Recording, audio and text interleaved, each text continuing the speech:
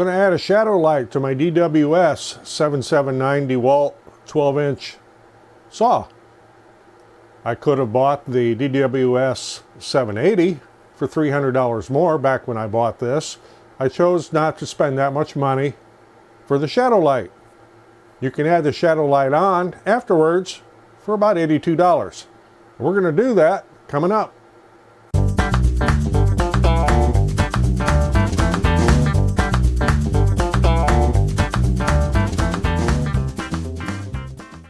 I'm Roger, welcome to the shop, and here we're going to upgrade this saw and put the shadow light on it. I bought the kit from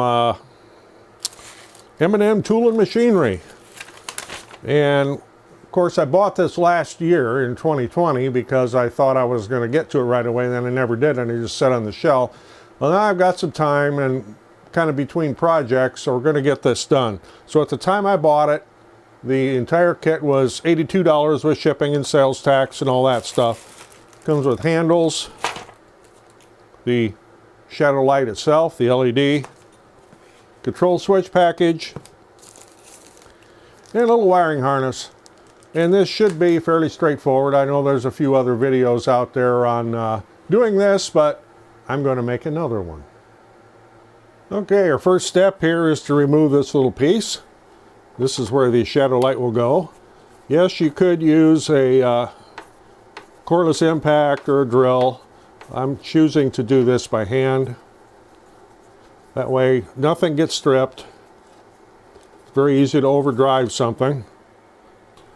I had to do some serious de-dusting on this when I moved this over here. It's had a lot of use for the last couple of years. That gets removed, and you will not be reusing that. You will be reusing the screws though, so you want to hang on to those. Then we take off this next little piece up here, which is where the wire is going to be concealed. There are 2 screws for that.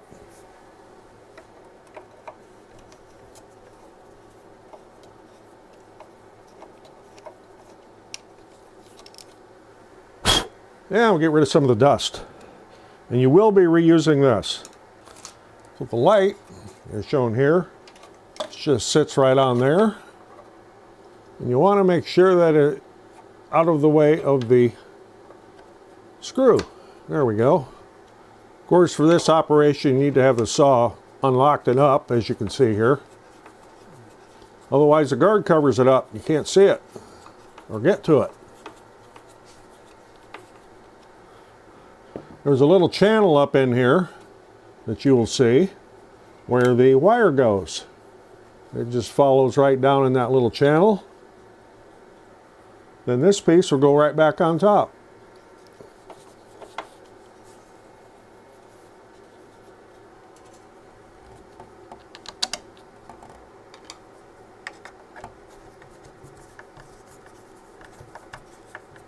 Okay, now you can see I have the saw in the lockdown position. I'll be taking the screws out of the handle assembly here.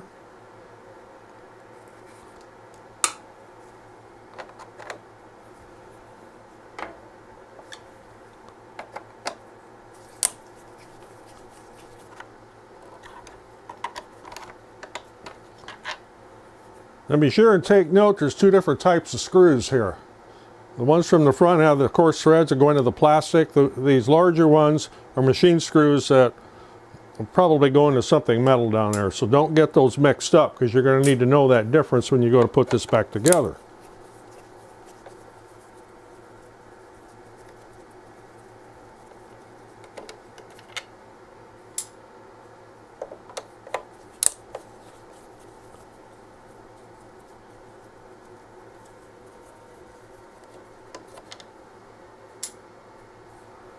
And there's one right down in here you got to get.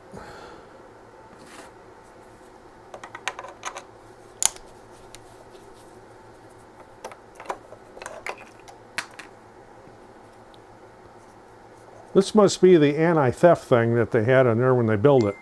It's not a spacer.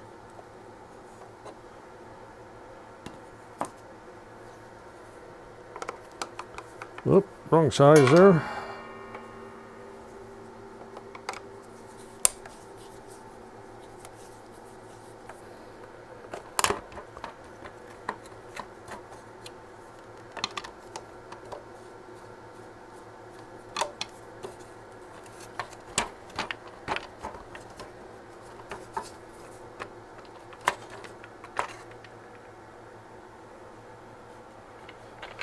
And make sure you retain all your screws because you're going to need them later. Set this part aside. You won't be using this. There's a different part you'll be using on the top. Okay, a note here, they give you a complete handle assembly, the top and the bottom. This bottom piece is identical to what's already on the saw, so I see absolutely no reason to change this. However, you will need this because it's made to accommodate the switch. Okay, next is a wiring harness, and if you have the new style one, it is going to be a little bit different. The new style has a spade connector already on the white wire and what they call a piggyback, where the two piggyback together. Since this is the older edition or whatever, you need to cut this and put this on along with that wire. Simple operation, especially since I'm a retired electrician. We'll start out by stripping the wire back here a little bit. And always twist your stranded wires.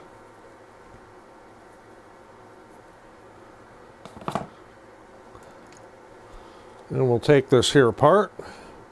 Now there's two parts to this. You'll see that there is a male and a female. You want to cut off the female side if you have the older type of kit.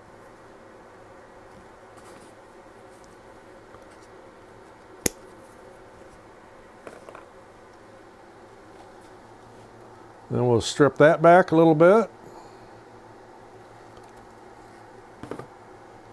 Twist those wires.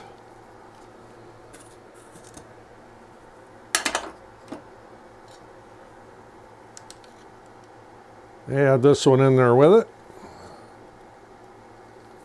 Twist them together good. Slip the new connector over the top. Make sure it's all the way up in there good. And crimp it using crimpers. Don't just try to smash it with a pair of pliers.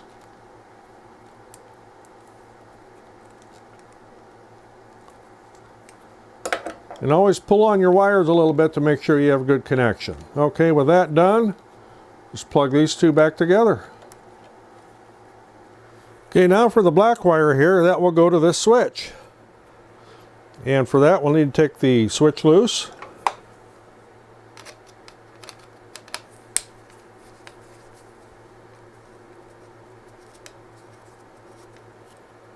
And this wire will piggyback on with this one. All of these screws are Torx, by the way, so you will need a set of Torx screwdrivers.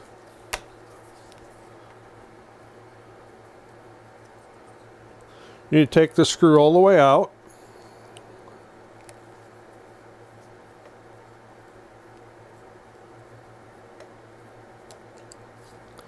Now, if you look at your connection, and hopefully this will all show, there's a flat and there's a bulgy side where it was crimped. You want to put the flat to flat. You don't want to put the bulge against the back or it won't sit flush. So you want it, hopefully you can see this, like that. And just screw that terminal back in.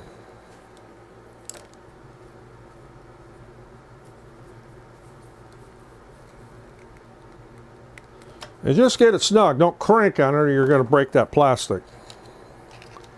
Then we'll need to put this screw back in that holds the switch. Put it right back in the hole you took it out of.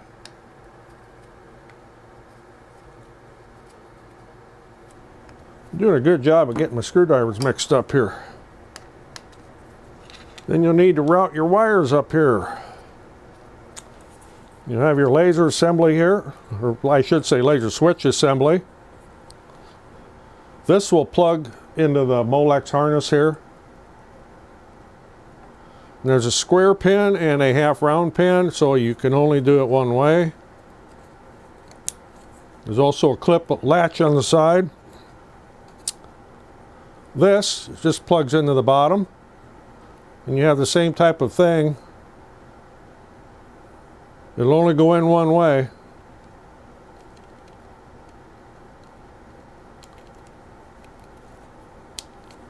Like so. Then this will have to go over here. And there's a little slot you can route your wires through right down there. You need to get that so that the Molex plug is out here, because if you try to put it underneath the switch, you don't have enough wire.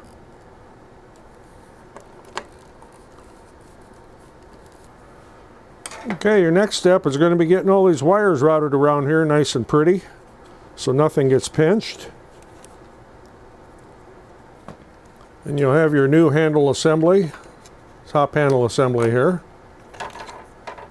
There's a little channel right here where a lip drops into. And I did not see that previously, so I guess we'll do it this way.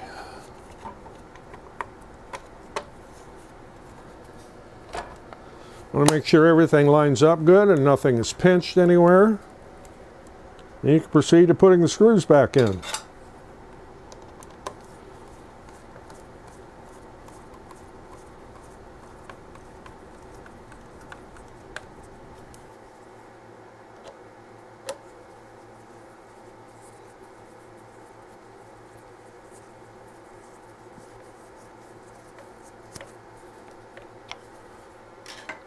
And lastly, we need to put the handle back on the top up here. It slips in.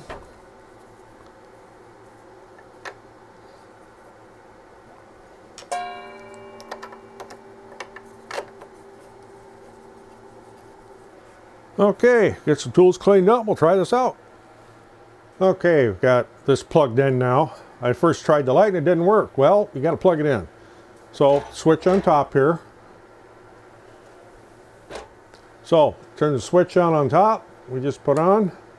You'll see it leaves a kind of a funky looking light, but as you pull this down and get it closer, that will get narrower and narrower, and I will actually move this off my pencil mark so you can see that dark line there. That way, that is the exact width of the kerf of the saw blade, so that if you have a line like I have on this little scrap of plywood, you can line this up to where it will cut just to the side of the line you want to cut.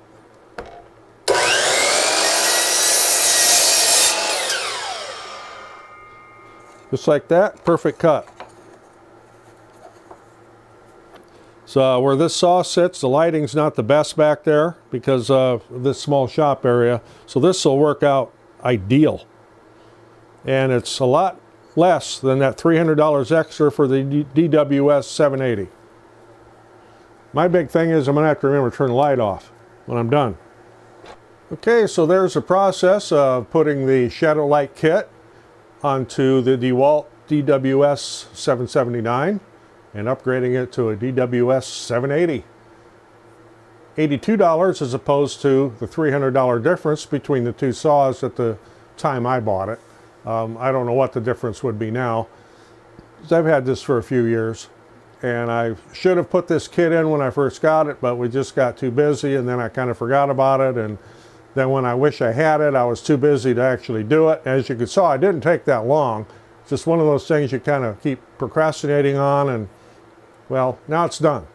So if you got anything out of this, appreciate getting a thumbs up. Always helps the channel. I'm Roger in the shop. Thanks for watching. We'll see you in the next one.